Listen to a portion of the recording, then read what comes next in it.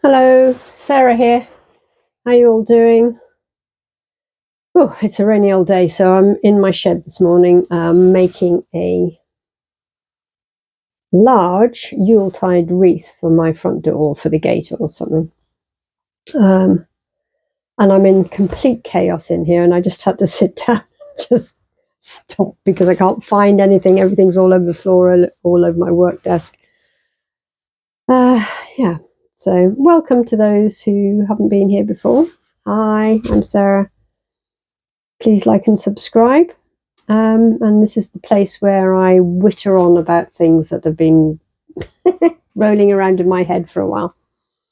I did make a video a couple of days ago on power objects, but in my technical, chaotic head, I somehow managed to delete it, and then I couldn't reload it because I had already deleted the video off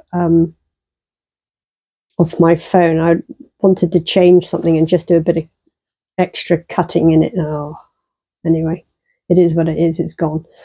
So if you didn't see it, apologies. I will do another one at some point on the power of power objects and medicine bags.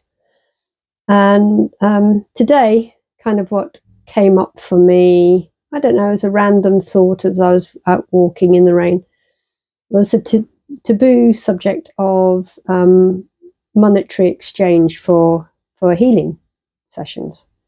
And it's kind of something that is, in the spiritual world, people feel that perhaps you shouldn't charge for healing sessions, that everybody's entitled to healing. But there's a couple of ways that I look at it. And it also applies to for artworks as well, I think. People don't value the amount of work that goes into an artwork, or something beautifully crafted, handmade, whatever. And so I just thought I would share with you my thoughts on this. On my website, I have different prices, that's the wrong word, exchanges, monetary exchanges that are there to reflect somebody's financial status, if you like. So if you really haven't got much money, then you can choose the cheaper end of the scale. And if you're a well-paid CEO of a big company, then I expect you could probably spare a little bit more. But that's not the point. The point is that the reason, or one of the reasons that it's necessary, I feel, to have an exchange, an energy exchange, is not just an energy exchange. It's a financial commitment, if you like, and what that does for the client is that it really sets the thought going in their head that they're making this commitment to their healing. And sometimes, it can be a stretch for somebody, but if they really resonate with the type of healing they've been drawn to, it often becomes it's not put it this way, it's not, it doesn't become a problem for them. They find some way of accumulating the money, if you like. So even if it means giving up whatever coffee you have, that if you go out for a coffee every day, maybe giving that up for a week or two will pay for your healing. But it's more about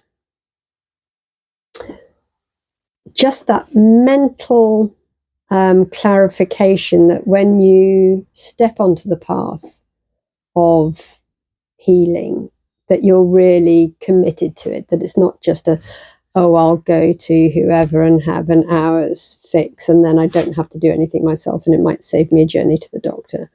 It kind of doesn't work like that because, as I've explained before in other videos, it's a long process and it can take years. It can be overnight, don't get me wrong, but mostly it'll take more than one session. And if you're doing something like soul retrieval, for example, it's rarely just one session. It may be 2 sessions or even 3 sessions.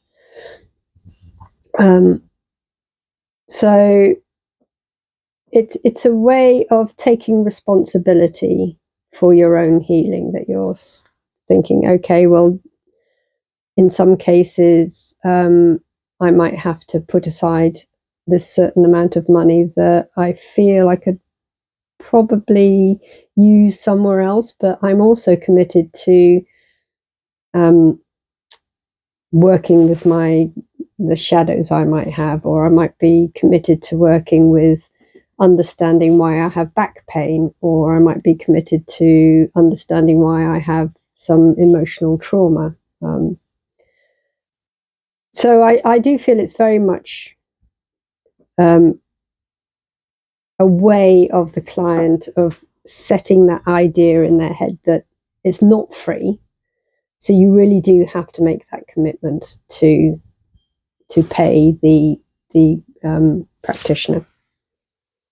It's very easy in the UK to say, oh, well, the National Health is free. I'll just go down to the doctor and get a couple of pills and that'll sort it out. Well, you're very welcome to do that, and very many people do it. But if some other type of natural healing speaks to you, then that's the way one should go, I feel, and not just say, oh, well, I can go to the National Health and it's free, so I'll just do that and take whatever they give me. It's putting the onus onto somebody else. It's putting the responsibility for your healing onto somebody else. And I think probably the people watching this video realize that it doesn't work like that, really. We have to each one of us has to take responsibility for sorting our own problems out and engaging with a natural or shamanic practitioner, and whatever you want to call it, alternative practitioner, whether it be shamanic healing or reflexology or Reiki or any of the myriad of more natural ways of healing.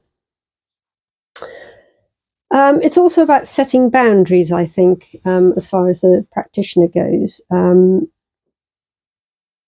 I often feel, oh, I'll give such and such a person a free healing because they can't afford it. And sometimes I do that. I'm not saying I won't, but the point is that once you give somebody a free session, one, they don't take it seriously because they have not made that commitment into having to sacrifice something in order to step onto the path for their understanding. And it, if you're offering free sessions, then you'll find that you're bombarded with people that said, oh, I just got a bit of can you just sort out this achy back thing? Or, I've had really bad neck problems, or, I'm going through some trauma that is over some partner or some family member or blah, blah. That people don't take your time seriously. The other way I look at it too is that the amount of training that goes into learning how to become a Reiki healer or a reflexologist or a shamanic practitioner or whatever, it takes years. And not only does the training take years, but the building up of your practice takes years. Maybe the first year you're still practicing on people, but no, I mean, it does take a long time to hone your skill, like anything, like an artist, for example. I found this, that people, when I had my gallery in Gozo, people didn't quite get the fact that I spent years at art college learning how to do something. And just because they walked in and saw it for X amount of money, they'd say, "Oh, but it didn't look as if it's taken you that long." You think, okay. Well, healing's the same. It's a build-up of knowledge. It's a build-up of wisdom, and that only happens over a number of years. The other thing you're paying for is the time that a practitioner might have to be working in either side of an hour's healing session. So in my case, it probably takes me a good 45 minutes before to cleanse my space, to prepare it, to open the medicine wheel, to say my prayers, to create that really sacred and safe place for a client to come. And then, then the session takes an hour or thereabouts, whatever. And afterwards, you have to shut it all down again. I have to shut down the medicine wheel. I have to cleanse the space. I have to cleanse myself. And that can take another 20, 30 minutes after somebody has left. So an hour's session takes well over 2 hours of my time, in fact. And I'm sure that applies to lots of other practitioners as well. So,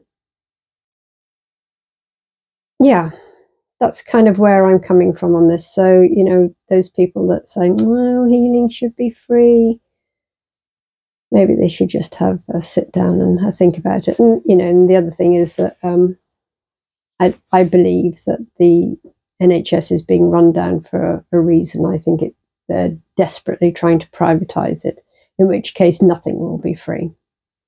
Everybody will be required to take out medical insurance. And even then, it probably won't cover half the illnesses that people are suffering from.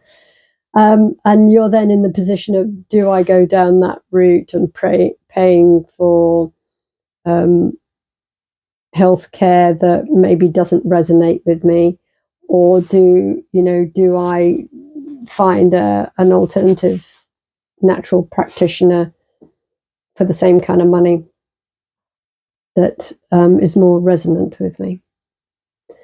So those are just my thoughts today on that kind of thing. I don't know why it came into my head, really. I was just kind of mulling things over. Sometimes they just kind of drop in like that. Anyway, have a lovely day. Grey November days. Hey-ho. They are what they are. Still get out in the rain, as you can see. Just rushed in from the dog walk, actually. So see you all soon. Please hit that like button and subscribe. See you again. Bye for now.